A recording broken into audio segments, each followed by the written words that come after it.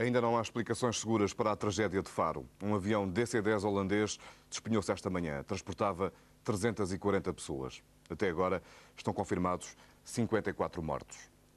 O piloto sobreviveu, mas não falou ainda com nenhum jornalista. No entanto, numa conversa com o diretor de urgências do Hospital de Faro, diz que perdeu o controle do aparelho depois de uma rajada de vento o ter atingido. Durante o dia, a SIC contactou pilotos e técnicos de aviação e todos confirmam. A abordagem ao aeroporto de Faro é difícil com mau tempo. Os pilotos habituados a aterrar na pista algarvia queixam-se sobretudo da ajuda rádio. Ela é diferente da que existe em Lisboa e no Porto e revela-se por vezes deficiente com nuvens baixas. O desastre de hoje é o maior acidente aéreo de sempre em território continental português. 8h33. Pânico no aeroporto de Faro à chegada de um charter de Amsterdão.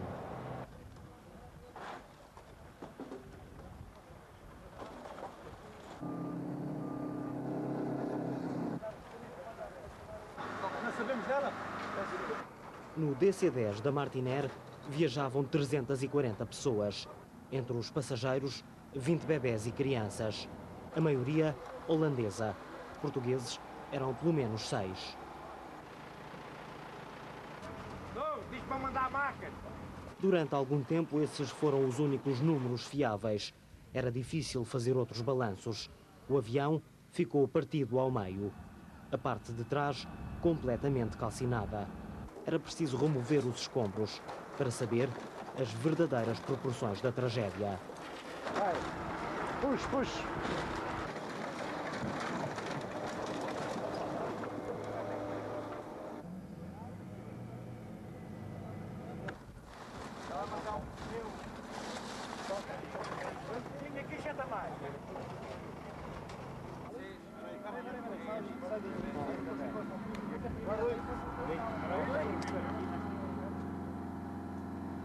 Ao longo do dia, os números foram crescendo. Na pista 11 do aeroporto de Faro, recuperava-se o possível. No meio dos destroços, sinais de uma época que deveria ter sido de festa. Só o testemunho dos pilotos e a gravação da caixa negra poderão explicar o que de facto aconteceu. Até ao momento, há muitas contradições quanto às causas do acidente e, sobretudo, quanto à forma como o avião se despenhou. O DC-10 da Martinair descolou de Amsterdão de madrugada.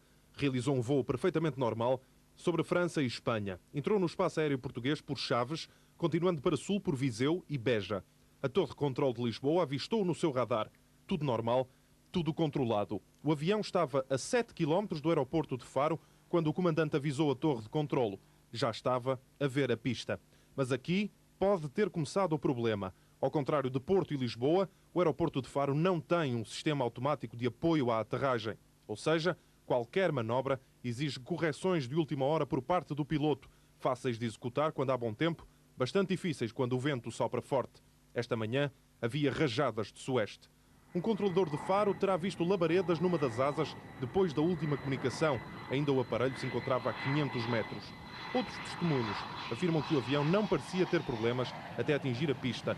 Aí, uma rajada mais forte terá desequilibrado o aparelho, que bateu, ao que parece, com a asa direita na pista. Despenhou-se, partiu-se em dois e a traseira incendiou-se imediatamente. O drama prolongou-se por metade da pista, aproximadamente 1.200 metros, até que o avião se imobilizou numa zona de terra batida, 40 metros fora da pista. Há informações contraditórias também sobre o número de portugueses que seguiam a bordo deste avião da Martinair, uma companhia holandesa. Segundo as últimas informações, havia pelo menos 9 portugueses a bordo. As primeiras notícias indicavam que apenas 6 portugueses seguiam a bordo do aparelho. Certeza é que há pelo menos 6 sobreviventes.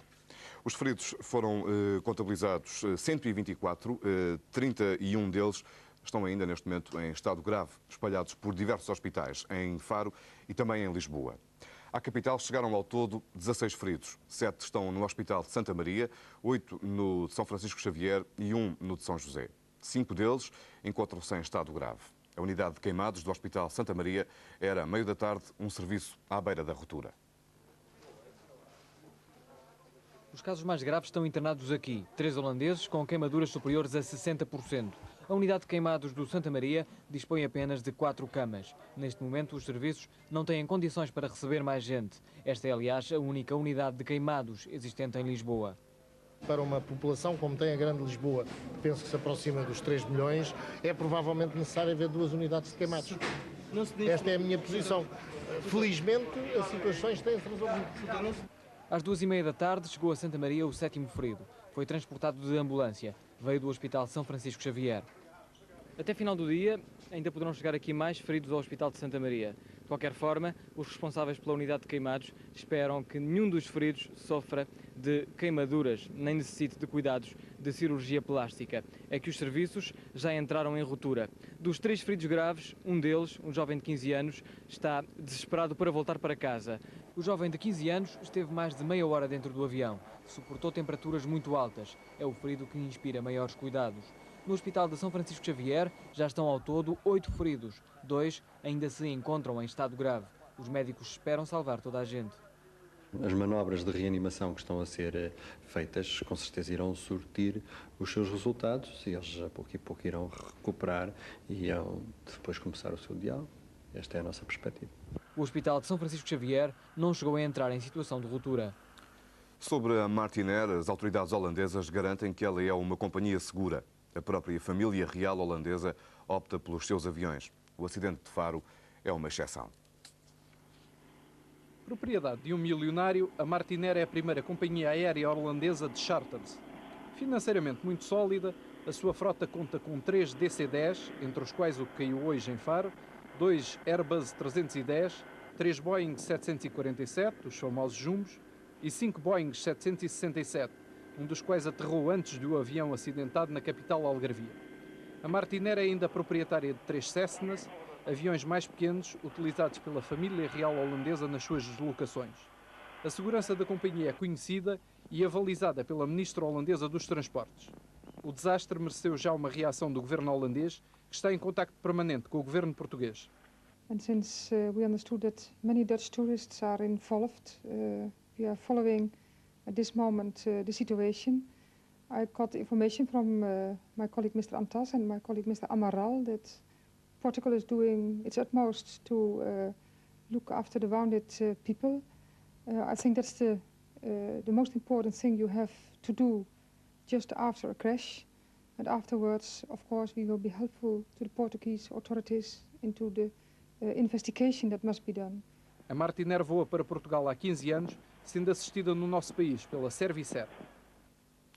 O último balanço de vítimas divulgado pelo Ministério da Administração Interna dá como confirmadas a morte de 54 pessoas e aponta ainda como desaparecidos 4 pessoas. Até ao momento foram identificadas 115 pessoas das 340 que eram transportadas por este avião DC-10 da Martinair.